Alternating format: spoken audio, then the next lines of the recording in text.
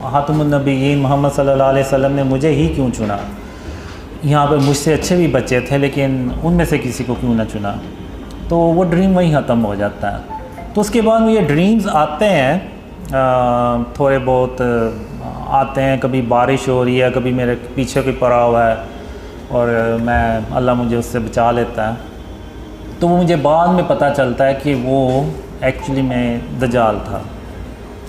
तो फिर जब मैं 17 साल का होता हूँ तो ये जो ड्रीम्स का जो सिलसिला है ना, ये कंटिन्यू होता है, यानी ये चलता है। तो उस वक़्त से ये चला हुआ और ये आज तक मुझे जो ड्रीम्स है ना वो आते हैं। यानी अगर मैं सोया हुआ ना, कोई 15-20 मिनट के लिए भी मैं सोता हूँ तो मुझे कोई ना कोई ड्रीम आ ही जाता है, छोटा मोटा।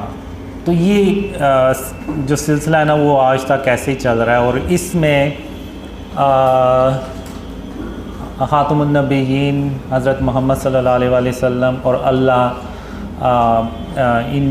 इन्हीं ड्रीम में से कुछ ड्रीम्स होते हैं, उनमें फिर वो आते हैं। और कुछ ड्रीम्स होते हैं जो उनमें नहीं आते लेकिन वो यानी आगे चल के फिर सच्चे होते हैं।